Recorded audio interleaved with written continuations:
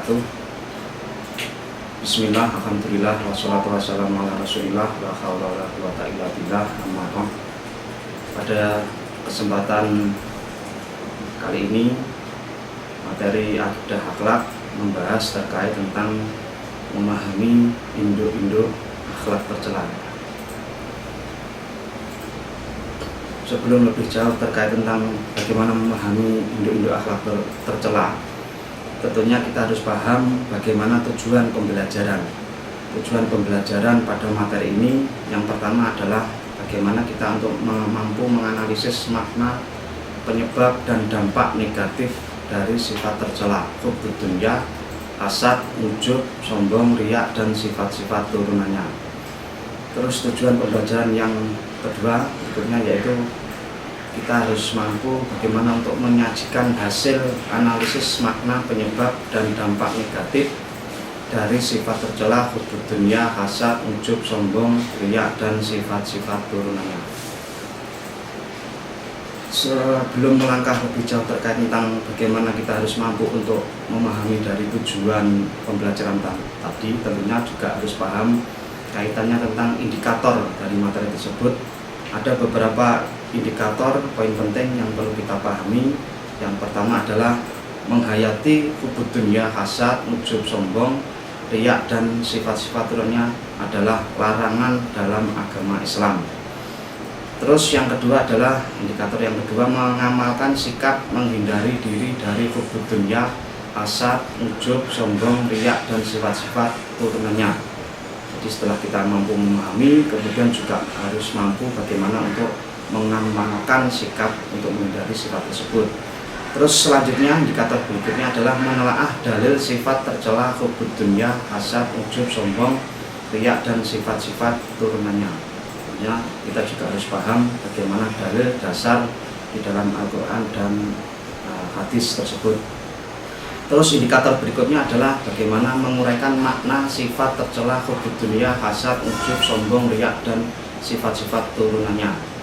Jadi kita uraikan makna penjelasan dari hubbud dunya dan sebagainya itu. Terus berikutnya adalah memerinci sebab-sebab dilakukan sifat tercela, hubbud dunya, hasad, ujub, sombong, riya, dan sifat-sifat turunannya. Jadi tentunya juga harus dirinci sebab-sebab dilakukannya sifat tercela tersebut. Terus selanjutnya adalah menguraikan dampak negatif sifat tercela, hubbud dunya, hasad, ujub, sombong, riya, dan sifat-sifat turunannya. Terus berikutnya, indikator berikutnya menguraikan cara menghindari sifat tercela, hubbud dunya, hasad, ujub, sombong, riya, dan sifat-sifat turunannya. Terus berikutnya adalah melafalkan dalil tentang sifat tercela, hubbud dunya, hasad, ujub, sombong, riya, dan sifat-sifat turunannya. Terus yang terakhir, indikator yang terakhir adalah mendiskusikan bagaimana hasil analisis makna, penyebab, dan dampak negatif dari sifat tercela, hubbud dunya, hasad, ujub, sombong, riya, dan sifat-sifat turunannya. Induk-induk akhlak tercela ini dibagi menjadi tadi ada 4 poin penting. Yang pertama adalah cinta dunia atau hubbud dunya, kemudian juga ada hasad, kemudian ada sifat ujub atau sombong, dan juga ada sifat riya. Keempat materi tersebut itu termasuk kategori akhlak mazmumah, akhlak tercela. Jadi tentunya jika kita harus paham bagaimana dari ciri-ciri dari akhlak tercela tersebut. Di antaranya ciri-ciri hubbud dunya yaitu menghalalkan segala cara.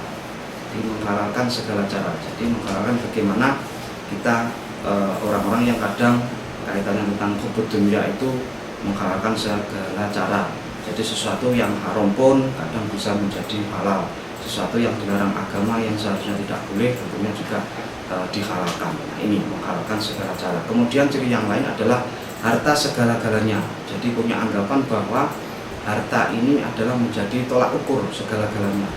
Bahwa sebenarnya yang namanya orang yang hidup di dunia ini tentunya bukan tidak hanya sekedar harta saja, namun juga ada beberapa sisi lain tujuan dari hidup tersebut.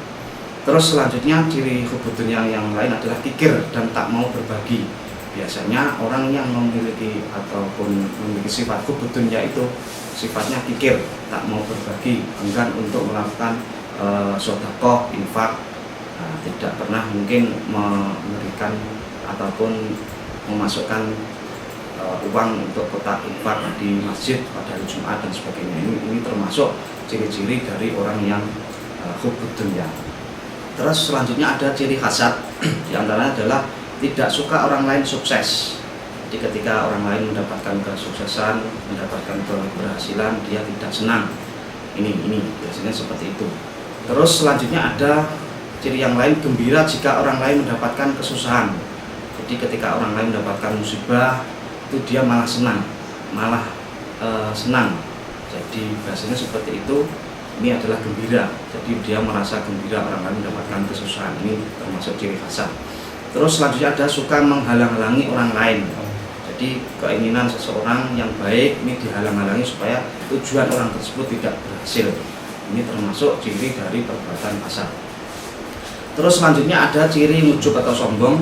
Ini yang pertama adalah menganggap dirinya paling hebat, paling bisa sendiri, paling benar sendiri, paling pandai sendiri dan sebagainya. Jadi menganggap dirinya itu paling hebat. Ini adalah ciri ujub sombong. Terus selanjutnya menganggap orang lain itu lemah, menganggap orang lain itu adalah sesuatu yang tidak mampu atau salah, menganggap orang lain lemah. Jadi yang paling benar itu adalah diri saya sendiri. Nah, ini termasuk sifat ujub sombong. Terus selanjutnya ada suka pamer kehebatannya. Dia berhasil dalam sesuatu hal itu dipamerkan kepada orang lain. Jadi merasa dirinya paling bisa, paling benar. Ini adalah termasuk dari ciri ujub sombong. Terus selanjutnya ciri riya, suka pamer. Nah, pamer kepemilikan, misalkan dia memiliki motor baru, mobil baru, TV baru, pamer kepada tetangga orang lain. Ini pamer ya. Terus selanjutnya ciri yang lain tidak ikhlas. Jadi sesuatu yang dia lakukan itu tidak tendensinya kepada Allah Subhanahu wa taala, namun karena untuk orang lain. Jadi ini tidak ikhlas. Jadi hanya ingin mendapatkan pujian. Ini termasuk di situ ciri yang lain itu ingin dipuji oleh orang lain. Jadi ingin mendapatkan pujian orang lain. Ini termasuk ciri-ciri dari perbuatan riya. Terus selanjutnya bahaya hubbud dunya. Di situ adalah bahaya hubbud dunya tentunya menjadi pangkal kerusakan. Jadi orang itu karena perbuatannya memiliki sifat hubbud dunya itu menjadi rusak. Jadi sebab kerusakan ya karena itu tadi hubbud dunya. Jadi menjadi pangkal kerusakan dari perilaku manusia. Terus selanjutnya adalah keras hati. Di hatinya menjadi keras, membatu. Jadi ketika misalkan ada kotoran itu juga sulit dibersihkan, keras hatinya seperti batu, sulit untuk diajak kerjasama dan sebagainya, sulit diajak komunikasi, hatinya keras. Terus sumber segala kesalahan, hubbudnya itu termasuk sumber segala kesalahan. Terus selain itu juga ada hubbudnya ini menjadi penyakit hati. Nah, ini termasuk kategori dari hubbud dunya. Bagaimana cara untuk menghindarinya? Tentunya yang pertama adalah kita harus paham bagaimana kehidupan dunia itu hanyalah sementara. Jadi kita hidup di dunia itu hanyalah sementara. Terus kemudian juga ada perbanyak ingat kematian. Kita harus siap kapanpun dimanapun kematian kita akan menunggu seperti itu tentunya juga. Terus kemudian harus memiliki sifat qanaah. Terus zikir, terus kemudian juga ada sifat muraqabah, ada sifat khidmah, kemudian sadar dunia itu adalah hanya sebuah amanah. Ini bagaimana cara untuk menghindari dari sifat hubbud dunya. Terus selanjutnya bahaya hasad ujub sombong. Bahayanya yang pertama adalah termasuk itu kategori perbuatan atau sifat iblis, sifat setan. Terus merusak tatanan masyarakat. Ini bahaya hasad atau ujub sombong. Terus tidak pernah bahagia hidupnya, tentunya ketika mereka itu memiliki sifat hasad itu tidak pernah bahagia. Yang bermunculan adalah sifat itu tadi, sombong. Terus mematikan hati, hatinya bisa mati gara-gara memiliki sifat ujub atau sombong. Terus selanjutnya bagaimana cara menghindarinya? Di sini kita harus saling mengingatkan dan menasihati, kemudian bersikap realistis. Terus tidak mudah terprovokasi oleh hasutan orang lain. Kita harus tabayun bagaimana untuk memperjelas kondisi kenyataan yang sebenarnya, tidak mudah terprovokasi.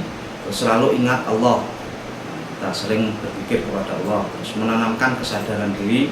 Terus selanjutnya adalah selalu mendekatkan diri kepada Allah. Ini bagaimana cara untuk menghindari dari perbuatan hasad atau ujub sombong. Terus selanjutnya bahaya riya, diantaranya adalah memunculkan sikap pura-pura, terus kemudian tidak puas, terus gila pujian atau gila hormat, gila jabatan, biasanya seperti itu. Orang yang melakukan bahaya riya itu bahayanya seperti itu. Terus kemudian juga ini termasuk penyakit rohani. Terus bagaimana cara menghindarinya? Yang pertama adalah fokus niat ibadah pada Allah. Jadi tendensi niat kita itu adalah hanya ibadah kepada Allah, diniati seperti itu. Terus hindari sikap pamer, terus membiasakan syukur, terus selalu ingat kepada Allah, terus berusaha khusyuk dalam ibadah, selalu mendekatkan diri kepada Allah. Ini adalah beberapa bagaimana cara untuk menghindari sifat bahaya riya. Terus ada sebuah kalam hikmah dari Al-Habib Umar bin Hafidz yang artinya seperti ini: sesungguhnya jati diri suatu bangsa terletak pada akhlak penduduknya. Jikalau akhlak itu tak ada, maka hilanglah jati diri bangsa tersebut. Nah, ini menjelaskan bahwa memang jati diri bangsa itu terletak pada akhlak penduduknya. Jadi ketika kita tidak memiliki akhlak, tentunya jati diri bangsa tersebut akan hilang. Makanya sebagai generasi muda ini, tentunya kalian sebagai peserta didik tentunya juga harus paham bagaimana untuk mewujudkan generasi akhlak yang madhmumah. Jadi akhlak-akhlak yang mewujudkan generasi akhlak yang hasanah, karimah. Jadi akhlak-akhlak yang madhmumah tadi tentunya juga kita harus hilangkan, tentunya juga harus kita jauhi. Karena ini bagaimana untuk mencetak generasi muslim yang cerdas seperti itu. Mungkin itu beberapa materi yang sudah saya sampaikan. Semoga apa yang saya sampaikan tadi dapat memberikan manfaat. Sekian, terima kasih. Wassalamualaikum warahmatullahi wabarakatuh.